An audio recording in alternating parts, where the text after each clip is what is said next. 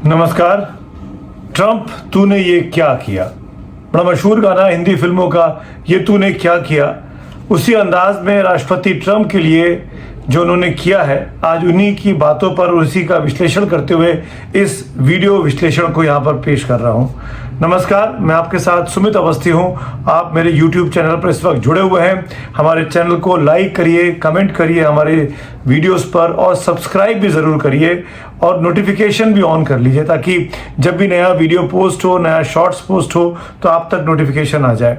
तो आज शुरुआत अमेरिकी राष्ट्रपति ट्रंप साहब से करना चाहूँगा, उनकी नीतियों से करना चाहूँगा। आज मंगलवार का दिन है, लाल रंग पहना हुआ है और ये लाल रंग दिखा रहा है कि कैसे दुनिया भर के शेयर बाजार में कोहराम मचा हुआ था। गनीमत है कि आज सोमवार के दिन पर मंगलवार के दिन पर माफ करिएगा, सोमवार के मुकाबले कुछ शेयर बाजारों में सुधार दिखाई दिया है। आज बहुत से दुनिया के जो तमाम देश रहे, बीते 24 घंटों में उन्होंने जो नीति अपनाई ट्रंप के बयानों के खिलाफ, उनकी आर्थिक नीतियों के खिलाफ, उसका स्वागत शेयर बाजार के रिस्पांस को देखकर लगता है। तो जो रेसिप्रोकल टैरिफ ट्रंप ने लगाया, रेसिप्रोकल मतलब जवाबी, पारस्परिक, अगर आप हम पे 100 रुपये का टैक्स लगाएंगे तो हम भी आप पे 100 रुपये का टैक्स लगाएंगे, इसको कहते हैं रेसिप्रोकल टैरिफ, बहुत ही साधारण और आम भाषा में। और ट्रंप रेसिप्रोकल टैरिफ की बात कहते हुए सत्ता में आए थे, जनता ने उनको मैंडेट दिया था। लेकिन आज की तारीख में जिस तरीके से राष्ट्रपति ट्रंप ने दुनिया के तमाम मुल्कों पर रेसिप्रोकल टैरिफ लगाया है, उसके बाद दुनिया भर के शेयर बाजारों का जो हाल हुआ वो आज अखबारों की, न्यूज़ चैनल्स की, वेबसाइट्स की सुर्खियां बनी हुई है। अगर आप म्यूचुअल फंड में निवेश करते हैं, अगर आप शेयर मार्केट में निवेश करते हैं, तो आपको खुद को पता होगा कि आपके स्टॉक्स का क्या हाल हो गया है। भारत में स्टॉक मार्केट कल की तारीख में करीब 3.5% गिरा था। अभी जब मैं ये वीडियो रिकॉर्ड कर रहा हूँ मंगलवार को, तो आज ग्रीन में दिखाई दे रहा है, यानी कल के मुकाबले और ज़्यादा नहीं गिरा है। लेकिन ये कब तक ऐसा रहेगा, ये बहुत ही वॉलेटाइल सिचुएशन है। तो आज इसी मुद्दों पर बात करना चाहता हूँ, ट्रंप की आर्थिक नीतियों के बारे में, और उसका असर सीधे हमारी और आपकी जेब पर पड़ रहा है। वो वॉशिंगटन डीसी में बैठकर फैसला कर रहे हैं, हजारों मील दूर हैं, लेकिन असर आप पे और हम पर सीधे तौर पर पड़ रहा है। हमारी जो जमा पूंजी है, जो आपने स्टॉक मार्केट में, म्यूचुअल फंड में लगा रखी है, उसके दाम कम होते जा रहे हैं। कल तक जो स्टॉक 100 रुपये का था, आज वो आपको 95 रुपये, 90 रुपये, 3%, 4%, 10% तक कम दिखाई दे रहा है। इसीलिए मैं मोटे तौर पर बोल रहा हूं कि वो जो वहां तय कर रहे हैं, दुनिया के सबसे बड़े अंकल सैम, उसका असर हमारी और आपकी जेब पर पड़ रहा है। तो सबसे पहले सबसे जरूरी बात, ऐसे वक्त में एक आम इन्वेस्टर को क्या करना चाहिए।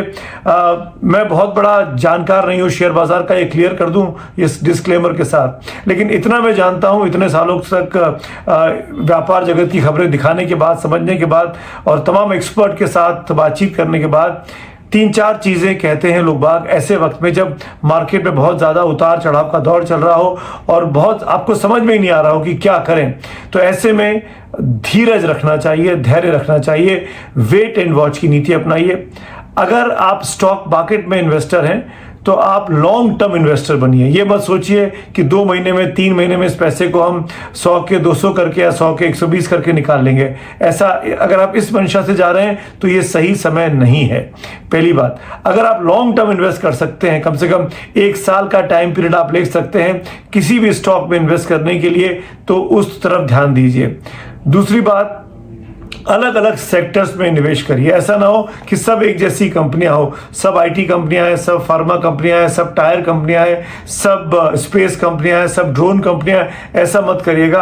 अलग अलग सेक्टर्स में अपने पैसे को बांटिए, कहीं 10 रुपए, कहीं 20 रुपए, कहीं 50 रुपए, कहीं 60 रुपए, इस तरीके से लगाइए। और आज की तारीख में जो शेयर, जिस तरीके से ट्रंप साहब ने टैरिफ लगाए हैं, उसको देखने के बाद तो यही कहा जा सकता है कि आने वाले वक्त में जो सेमीकंडक्टर्स का वक्त आने वाला है, जो सेमीकंडक्टर के एक्सपर्ट हैं, उनके दिन अच्छे आ सकते हैं। फार्मास्यूटिकल कंपनियों के दिन अच्छे बने हुए हैं, लेकिन कंप्यूटर आईटी करने वाले जो लोग हैं, उनके ऊपर जरूर सवाल, उनके भविष्य को लेकर सवाल खड़े हो रहे हैं। चौथी चीज जो मैं कहना चाहूंगा, आप म्यूचुअल फंड्स की तरफ देखिए। म्यूचुअल फंड में रिस्क कम रहता है।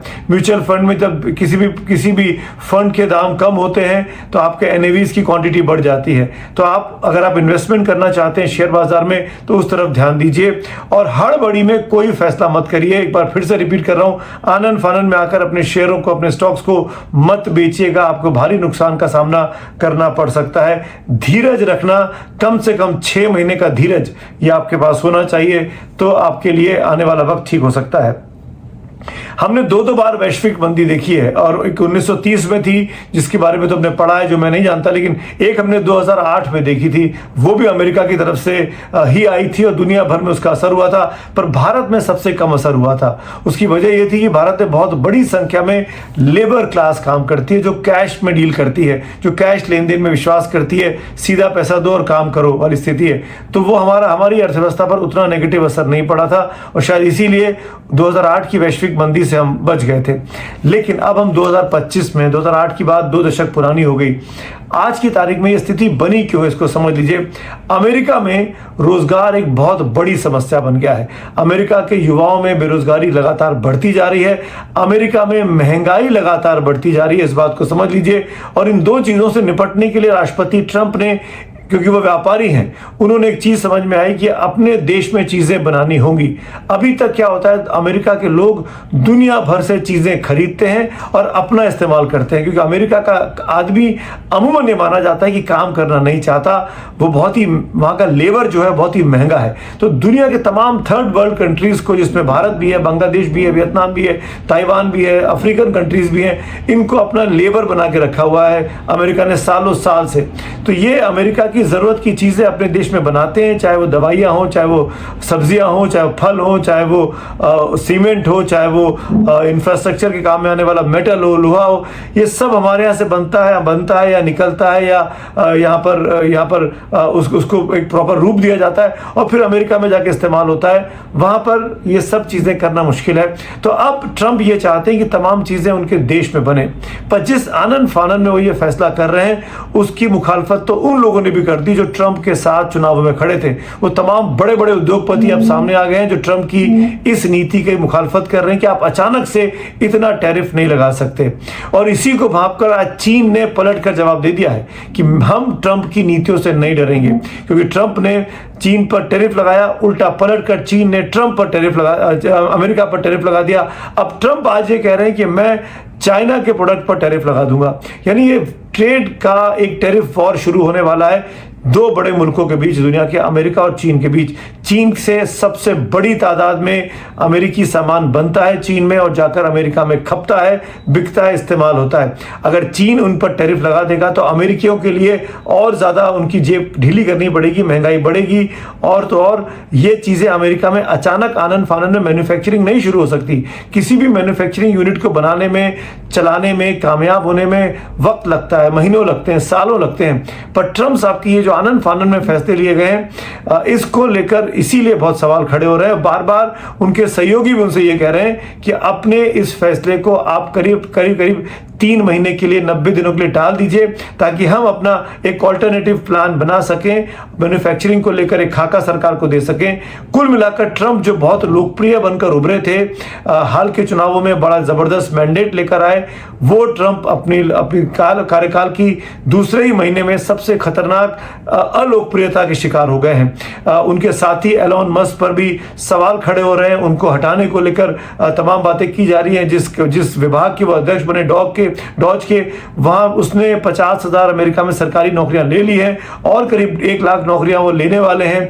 ये भी इसलिए कि महंगाई को काटा जा सके, खर्चे कम किए जा सके, पर इसको भी पॉजिटिवली वहां की आवाम नहीं ले रही है। और अमेरिका में इसीलिए ट्रंप के खिलाफ पूरे 500 राज्यों में बीते संडे को बहुत बड़े प्रोटेस्ट हुए।